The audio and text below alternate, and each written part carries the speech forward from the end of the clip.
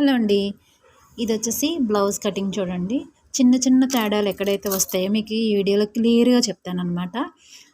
Shoulder జారిపోతుంది అని అంటారు. షోల్డర్ జారిపోతుంది అంటే మనం ఇక్కడ షోల్డర్ దగ్గర ఇది షోల్డర్ కదండీ! ఈ షోల్డర్ దగ్గర జస్ట్ ఇలా క్రాస్‌గా స్టిచ్ వేశారనుకోండి, షోల్డర్ అస్సలు ఎంత వెడల్పుగా ఉన్న వాళ్ళకి కూడా షోల్డర్ జారకుండా ఉంటుందనమాట.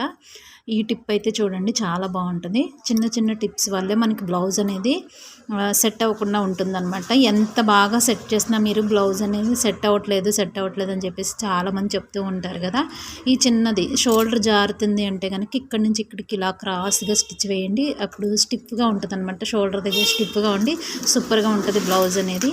అలాగే మీరు నెక్కు వాళ్ళ మెజర్మెంట్‌ని బట్టి నెక్ సైజ్ ఎలా చూస్తున్నారో ఒకసారి చూడండి. ఇక్కడ షోల్డర్ దగ్గర నుంచి ఇక్కడికి మిడిల్‌లోకి షోల్డర్ అనేది నెక్ అనేది కొలుసుకోవాలనమాట. కొలుసుకున్న తర్వాత అప్పుడు మీరు వాళ్ళకి డీప్ పెడితే గనక డీప్ అంటే కిందకనమాట. కిందకి గాని కట్ చేశారంటే గనక షోల్డర్ ఎలా కుట్టినా కూడా మీరు జారిపోతది. నెక్ పెద్దదయిపోద్దనమాట. మీరు నెక్ చిన్నది పెట్టాలంటే గనక జస్ట్ దీనికంటే కొంచెం పైకి కటింగ్ అనేది చేసుకోవాలి. ఎందుకంటే మీరు కుట్టేటప్పటికి ఇంకా ఒక హాఫ్ ఇంచ్ అనేది డౌన్ అయిపోతుంది కాబట్టి ఇదొక్క తేడా అనేది చూసుకోండి. నెక్ వాళ్ళకి ఎంత పెడుతున్నారో సపోజ్ 8 ఉందనుకుందామండి నెక్. 8 ఉంటే గనక ముందు స్టార్టింగ్‌లో మీరు కటింగ్ చేసుకునేటప్పుడే 7½ అనేది నెక్ అనేది తీసుకోవాలన్నమాట. స్టిచ్చింగ్ అయ్యేటప్పటికి 8 అయితే అయిపోతుంది. ఒక హాఫ్ ఇంచ్ మీరు తగ్గించి తీసుకోవాలన్నమాట. ఇంకొకటి నడుము, కొంతమందికి నడుము దగ్గర ఇలా లెగిసిపోతూ ఉన్నట్టు ఉంటుంది. చాలామంది చెప్తారు నడుము పైకి వెళ్ళిపోతుందని.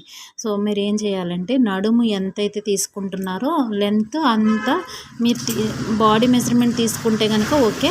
లేదు మీరు బ్లౌజ్ తోటి కొలుస్తున్నారంటే కనుక బ్లౌజ్ లాగి పెట్టి కొలిస్తే కనుక మీకు 2x2 బ్లౌజ్ అయితే ఎంత పొడుగైనా వచ్చేస్తుందండి. చాలా పొడుగు వస్తుంది. అది మీరు ఫిట్గా పట్టుకొని నడుం బెల్ట్ దగ్గర నుంచి ఇలా స్ట్రైట్‌గా ఇక్కడికి షోల్డర్‌కి స్ట్రైట్‌గా పట్టుకొని టేప్ తోటి నేను వేలుతో చూపిస్తున్నాను కదా! ఇలాగే స్ట్రైట్‌గా పట్టుకొని నడుం పొడుగు అనేది తీసుకోవాలన్నమాట. ఇలా తీసుకుంటే మీకు పర్ఫెక్ట్‌గా నడుము స్టిఫ్‌గా ఉంటుంది. కరెక్ట్‌గా మెజర్మెంట్ అనేది వస్తుంది. ఇంకోటి డాట్స్ వేసేటప్పుడు కూడా మీరు ఒకటి పావించి ఒకటేమో హాఫ్ ఇంచ్ వేయకూడదు. 2 ఈక్వల్‌గా మీరు పావించ్ అనే ఫోల్డింగ్ అనేది 2 ఈక్వల్‌గా పెట్టుకోవాలన్నమాట.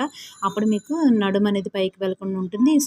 సైడ్ స్టిచెస్ వేసేటప్పుడు కూడా ఇక్కడ సైడ్‌ను కుట్లు వేస్తాం కదా! ఈ కుట్లు కూడా ఈక్వల్‌గా ఇక్కడి నుంచి మెజర్మెంట్ తీసుకొని ఎంతైతే గ్యాప్ వస్తుందో అంతే గ్యాప్ వేయాలి. అలాగే ఇక్కడి నుంచి ఇక్కడికి మెజర్మెంట్ ఎంత వస్తుందో అంతే గ్యాప్ పెట్టుకొని వేయాలన్నమాట.